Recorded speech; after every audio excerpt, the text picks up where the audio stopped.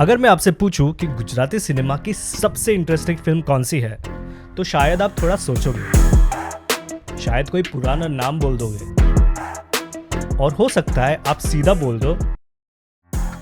अब सच सच बताओ, क्या आपको पता भी है कि गुजराती सिनेमा में आजकल बन क्या रहा है? हमने कब डिसाइड कर लिया कि गुजराती सिनेमा देखने लायक नहीं है? और उससे भी बड़ा सवाल, क्या हमने कभी चेक भी किया?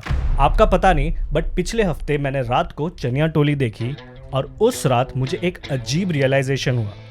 मैं सिर्फ फिल्म नहीं देख रहा था, मैं एक एवोल्यूशन देख रहा था। तो चलो तुम्हें भी एक छोटी सी राइड पर लेके जाता हूँ गुजराती के साइलेंट एवोल्यूशन पर।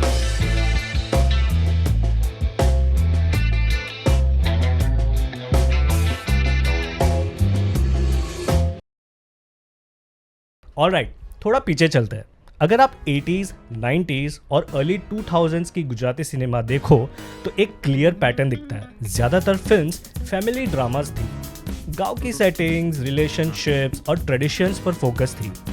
मूवीज जैसे ये वाली और ये काफ़ी पॉपुलर थी और एक्टर्स जैसे हितेन कुमार और रोमा मानेक बहुत बड़े स्टार्स थे। प्रोड्यूसर्स सेव प्रोजेक्ट्स पर पैसा लगाते थे और एक्सपेरिमेंटेशन कम था, पर टैलेंट की कभी कमी नहीं थी। और मेरी कहानी भी वैसे ही शुरू होती है। मेरी पहली गुजराती फिल्म थी ऊंची मेड़ी ना ऊंचा कांगरा। क्यों? क्योंकि मेरे मामा उस फिल्म में थे। एनु बहु दुखे से तारा पेट में तो तू उस पर नहीं जाने नहीं हारे नागजे मोटू संभाली ने बोल जे बहु बोलतो नहीं हां। इसलिए पूरी फैमिली ने साथ में डीवीडी पर देखी थी, उनका काम देखने के लिए। अब एक कॉन्टेक्स्ट और है, उस वक्त मैं बच्चा था, बच्चा एज इन 8th स्टैंडर्ड में था, छोटा था और मुझे गुजराती बिल्कुल समझ नहीं आती थी। मैं सिर्फ हिंदी या इंग्लिश समझता था। तो शुरू में बस स्क्रीन पर मामा के सीन्स का वेट कर रहा था, लेकिन फिर फिल्म में कुछ इंटेंस सीन्स आए और पता ही नहीं चला कब मेरा ध्यान स्क्रीन पर अटक गया। डायलॉग समझ नहीं आ रहे थे, पर इंटेंसिटी समझ आ रही थी। कभी ऐसा हुआ है आपके साथ, जब लैंग्वेज समझ ना आए फिर भी सीन्स आपको पकड़ लेता है? उस मोमेंट में एक छोटा सा डाउट पैदा होता है कि रुको, ये अच्छा लग रहा है, और वही डाउट क्यूरियोसिटी बना देता है। और शायद इसी क्यूरियोसिटी ने गुजराती सिनेमा को भी चेंज करना शुरू किया। अराउंड 2012 गुजराती सिनेमा में एक नया फेज स्टार्ट हुआ। इस पीरियड को काफ़ी लोग मॉडर्न रिवाइवल भी बोलते हैं। अर्बन स्टोरीज आने लगी और फिल्म मेकिंग अप्रोच भी चेंज होने लगा। इस चेंज को पुश देने वाली फिल्म्स थी केवी रीते जयेश और बेया। इन फिल्म्स ने प्रूव किया कि गुजराती सिनेमा सिर्फ ट्रेडिशनल फैमिली ड्रामास तक लिमिटेड नहीं है, अर्बन ऑडियंस के लिए भी रिलेटेबल स्टोरीज बना सकती है।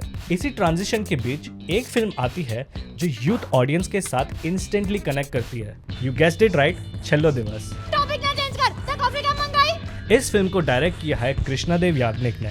और इंटरेस्टिंग बात यह है कि इस फिल्म ने एक पूरी जनरेशन ऑफ एक्टर्स इंट्रोड्यूस की। आज ये लोग गुजराती सिनेमा के मोस्ट रिकग्नाइजेबल फेसेस बन चुके हैं। और ऑनेस्टली मुझे भी छेल्लो दिवस क्यूरियोसिटी की वजह से देखनी पड़ी। मेरे गुजराती दोस्त उसके डायलॉग्स बोलते रहते थे, मैं ना पाड़ी तो बंदे कॉफी क्या मंगाई? इंटरनेट पर मीम्स घूम रहे थे, मस्का ना मार, ते कॉफी क्या मंगाई? और मुझे समझ ही नहीं आता था कि लोग इतना हंस क्यों रहे। और जब मैंने फिल्म देखी, मुझे दूसरा सरप्राइज मिला। Young energy, college life, relatable characters और एक नेचुरल ह्यूमर। ना, एक सवाल आपके लिए, अगर एक इंडस्ट्री यूथ स्टोरीज इतनी नेचुरली बना सकती है तो हम उसे इग्नोर क्यों कर रहे थे? प्रॉब्लम फिल्म्स में थी या प्रॉब्लम हमारी नज़र में थी? फिर कुछ टाइम बाद एक इंटरेस्टिंग मूवी आया। हिंदी फिल्म शैतान रिलीज हुई। मुझे वो अच्छी लगी, ठीक थी, बिकॉज अच्छे एक्टर्स थे उसमें। आई वॉज सो इग्नोरेंट कि मुझे बाद में पता चला कि ये गुजराती फिल्म की रीमेक है। नाम था वश। अब मेरी क्यूरियोसिटी और बढ़ गई और जब मैंने वश देखी, I was shocked. This is not a regional movie, ये एक प्रॉपर साइकोलॉजिकल हॉरर है जो बॉलीवुड भी ठीक से क्रैक नहीं कर पाया है। आपने आर्याનું વશીકરણ કર્યું છે। Arya! And I kept wondering, why is it getting recognition after शैतान? क्या हम इतने इग्नोरेंट हो गए कि रीमेक के बाद ओरिजिनल का पता चल रहा है? वश को भी डायरेक्ट किया था कृष्णादेव याग्निक ने। Now here this, Janki Boriwala की परफॉर्मेंस इतनी इम्पैक्टफुल थी कि उनको national film awards for best supporting actress मिला और वश ने बेस्ट गुजराती फिल्म का नेशनल अवार्ड दिया गया।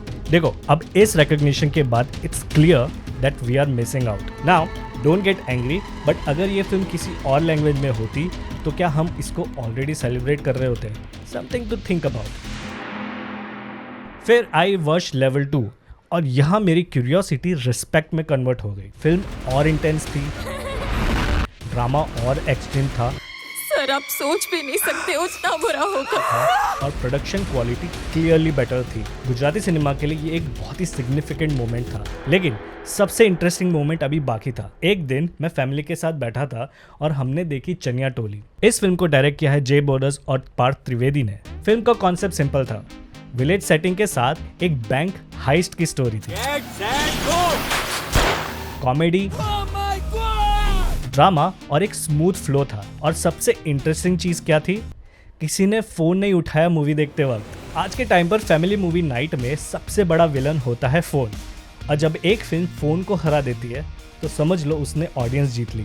उस रात मुझे एक अजीब रियलाइजेशन हुआ, मैं सिर्फ फिल्म्स नहीं देख रहा था, मैं एक एवोल्यूशन देख रहा था।